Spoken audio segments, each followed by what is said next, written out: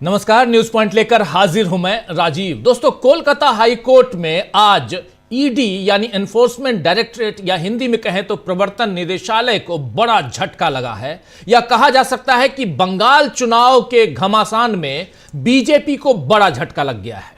पिछले हफ्ते आईपैक के दफ्तर और प्रतीक जैन जो आईपैक के मुखिया हैं, प्रतीक जैन के घर पर हुई छापेमारी के बाद से ममता बनर्जी जो मुख्यमंत्री हैं पश्चिम बंगाल की, ममता बनर्जी ने बीजेपी के खिलाफ मोर्चा खोल लिया है। ममता बनर्जी ने साफ आरोप लगाया कि बीजेपी उनकी रणनीति, चुनावी रणनीति चुराने के लिए ईडी को आगे कर रही है और आईपैक के दफ्तर से टीएमसी की स्ट्रेटेजी वाले यानी रणनीति वाले दस्तावेज चुराए गए हैं। ईडी ने यानी एनफोर्समेंट डायरेक्टरेट ने इन आरोपों से तो इनकार किया ही था, साथ ही ममता बनर्जी पर काम में बाधा डालने का आरोप लगाया और इसे लेकर हाई कोर्ट और सुप्रीम कोर्ट भी गई। कलकत्ता हाई कोर्ट में पिछले हफ्ते 9 जनवरी को इस पर सुनवाई होनी थी, लेकिन कोर्ट रूम में भीड़ और हंगामे के कारण सुनवाई नहीं हुई। अब आज फिर से सुनवाई हुई आज 14 तारीख को, तो फिर इसमें ईडी और भाजपा को बड़ा झटका लगा है। सुनवाई के दौरान ईडी की तरफ से पेश हुए अतिरिक्त सॉलिसिटर जनरल यानी additional solicitor general SV Raju बार बार यही अपील करते रहे कि इस मामले में सुप्रीम कोर्ट में भी याचिका दाखिल की गई है और इसीलिए उस पर फैसला आने के बाद ही सुनवाई हो। राजू ने इस बात पर भी आपत्ति जाहिर की कि आईपैक की तरफ से अदालत में कोई मौजूद नहीं था और ईडी ने टीएमसी के आरोप को खारिज करते हुए यह भी कहा कि उसने कोई दस्तावेज जब्त नहीं किए हैं, सब कुछ ममता बनर्जी और उनके सहयोगी लेकर चले गए। इस पर टीएमसी की तरफ से पेश वकील डॉक्टर मेनका गुरुस्वामी ने साफ साफ कहा है कि ईडी के इस बयान को दर्ज कर लिया जाए कि छापेमारी के दौरान कुछ भी जब्त नहीं किया गया, यानी भविष्य में अब ईडी किसी दस्तावेज को छापेमारी में बरामद सबूत के तौर पर पेश करना चाहे तो भी यह संभव नहीं होगा, क्योंकि ईडी ने खुद माना है कि उसने कुछ बरामद नहीं किया है। जब ईडी ने कह दिया कि जांच के दौरान बनाए गए दस्तावेजों यानी पंचनामा की कॉपी भी इसी बात की पुष्टि करती है कि आईपैक के ऑफिस या प्रतीक जैन के घर से कोई सामान या डेटा जब्त नहीं हुआ है, तो इसके बाद कोर्ट ने फैसला दिया कि याचिका में अब कोई बात बाकी नहीं रह गई है, इसीलिए इसे निपटा दिया गया। आपको बता दूं कि टीएमसी ने याचिका में कहा था कि अगर कोई डेटा जब्त किया गया है तो उसकी सुरक्षा की जाए, उसका संरक्षण हो, क्योंकि यह पार्टी के 2026 के विधानसभा चुनाव की तैयारी से जुड़ा गोपनीय राजनीतिक डेटा है।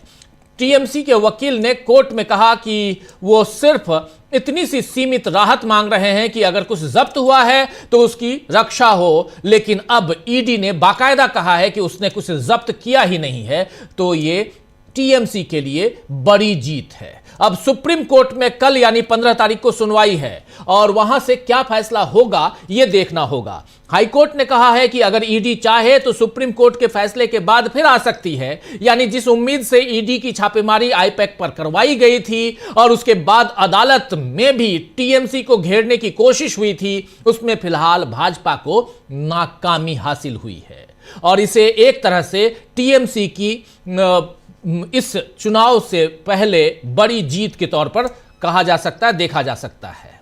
यह बात बहुत महत्वपूर्ण है। अब जरा ग्राफिकली दिखाना चाहता हूं कि आखिर हुआ क्या क्या। एक छोटा सा यहां पे अलग अलग हिस्सों में देखिए आईपैक मामले में अब तक क्या हुआ। 8 जनवरी को आईपैक ऑफिस और प्रतीक जैन के घर में रेड हुई थी।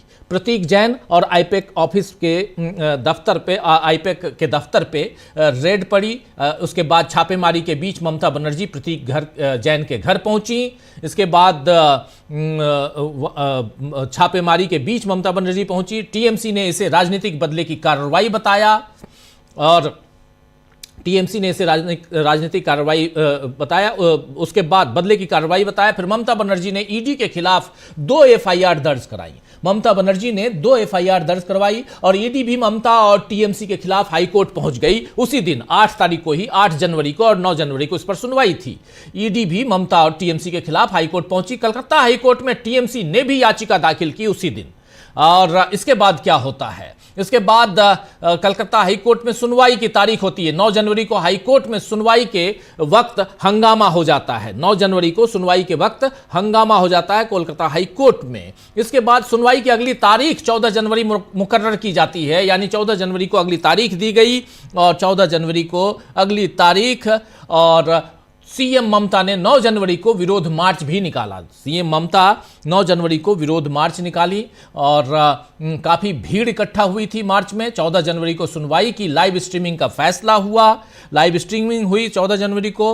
उसके बाद फिर बंगाल सरकार ने 10 जनवरी को सुप्रीम कोर्ट में कैविएट दाखिल किया। बंगाल सरकार यानी टीएमसी ममता बनर्जी 10 जनवरी को इससे पहले सुप्रीम कोर्ट पहुंची, कैविएट दाखिल कर दी और सुप्रीम कोर्ट में ईडी ने 11 जनवरी को ममता सरकार के खिलाफ याचिका दाखिल की। ममता बनर्जी और ममता सरकार के खिलाफ, टीएमसी के खिलाफ याचिका दाखिल की। 15 जनवरी यानी कल सुप्रीम कोर्ट में इस मामले की सुनवाई होगी। 15 जनवरी को इस मामले की सुनवाई होगी और टीएमसी का कहना है कि पार्टी को कमजोर करने की साजिश रची गई है ये। और लेकिन दूसरी तरफ टीएमसी का कहना है, जबकि दूसरी तरफ ईडी का कहना है कि तलाशी जो हमने ली थी, तलाशी के दौरान किसी तरह का कोई दस्तावेज, डाटा या डिजिटल सामग्री जब्त नहीं की गई है। तो ये अभी तक का यहां पर जो पूरा घटनाक्रम है, उस घटनाक्रम को आपके सामने रख रहा था। और इस बीच वैसे आप गौर फरमाएं तो जो कुछ अभी उधर हुआ है पश्चिम बंगाल में, बीजेपी इस वक्त महाराष्ट्र में भी उसी ढंग से कहीं ना कहीं घिरी हुई है। कल बीएमसी समेत 29 नगरीय निकायों के चुनाव है महाराष्ट्र में, महानगर पालिका के चुनाव, जिसमें महायुति बिखरी पड़ी हुई है। अजित पवार और एकनाथ शिंदे दोनों अपनी अपनी सुविधा से महागठबंधन कर रहे हैं। वहीं उद्धव ठाकरे और राज ठाकरे के एक साथ आ जाने से चुनावी समीकरण बदल चुके हैं। इधर बिहार में भी सियासी समीकरण बदलते हुए दिख रहे हैं। आज करीब 7 महीने बाद लालू प्रसाद यादव और तेज प्रताप यादव यानी बड़े बेटे लालू प्रसाद यादव के सार्वजनिक तौर पर एक साथ दिखे। यह तस्वीर देखिए आप। मकर संक्रांति के पर्व पर दही चूड़ा भोज बिहार की सियासत में काफी मायने रखता है और इसीलिए कल ही तेज प्रताप अपने पिता, माता और छोटे भाई, बड़े भाई नहीं हैं तेजस्वी यादव, उनसे छोटे हैं, छोटे भाई को न्योता देने वो पहुंचे थे। जिसके बाद आज लालू प्रसाद यादव तेज प्रताप के घर पहुंचे और राज्यपाल आरिफ मोहम्मद खान के साथ उन्होंने दही चूड़ा खाया। वहीं राष्ट्रीय लोक जनशक्ति पार्टी यानी आरएलजेपी के प्रमुख पशुपति पारस भी इस मौके पर तेज प्रताप के घर पहुंचे और उन्होंने कहा कि 14 जनवरी है, आज 14 जनवरी है, जितने भी ग्रह थे सब खत्म हो गए। ये कह रहे हैं जितने भी ग्रह थे सब खत्म हो गया है।